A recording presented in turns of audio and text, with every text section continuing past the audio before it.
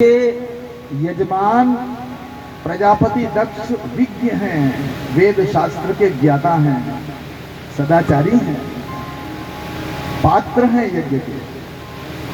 और इस यज्ञ में स्वयं यज्ञ पुरुष परमात्मा श्रीहरि पधारे हैं।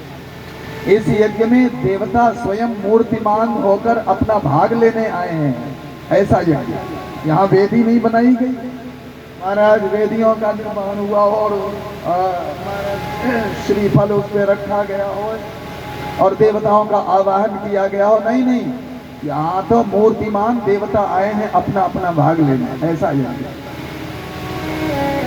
जिसके आचार्य हैं भृगु जी, बड़े विधि विधान से यज्ञ चल रहा है। लेकिन इस यज्ञ का उद्देश्य क्या है? सत्कर्म का उद्देश्य क्या होना चाहिए?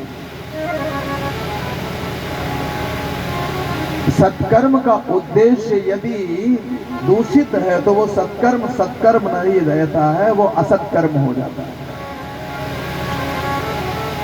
भंडारा करना बहुत बढ़िया बात है, पर यदि भंडारा किसी को नीचा दिखाने के लिए कर रहे हैं तो वो भंडारा भी दूषित कर्म हो गया, वो सत्कर्म नहीं रहा।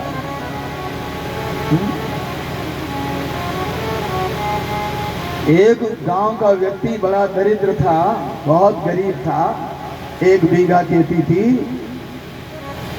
गांव के प्रधान ने सबको निमंत्रण दिया उत्सव के अवसर पर, तो उस गरीब व्यक्ति को भी निमंत्रण दिया।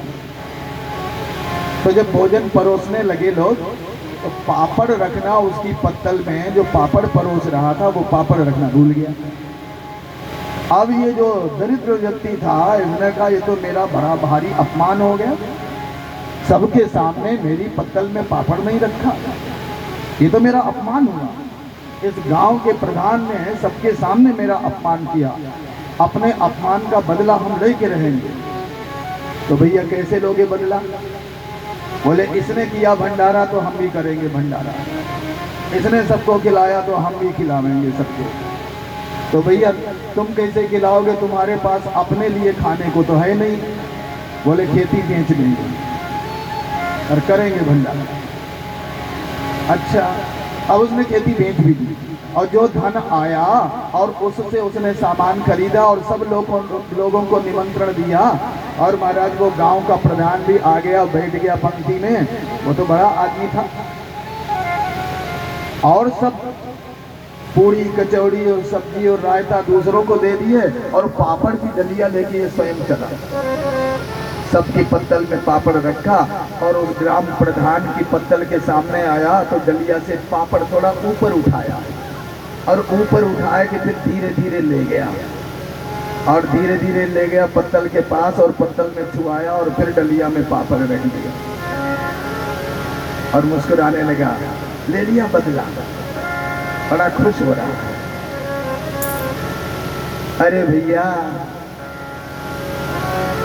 तुम तो बिक गए, क्या बदला ले लिया?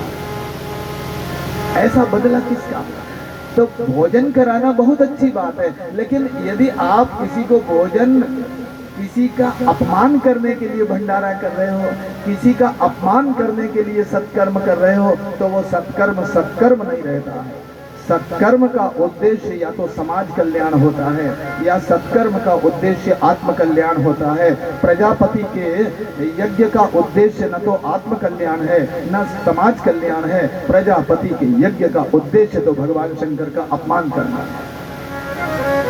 और इसीलिए प्रजापति के यज्ञ का भगवान शंकर ने विध्वंस करा दिया, भेज दिया वीरभद्र को।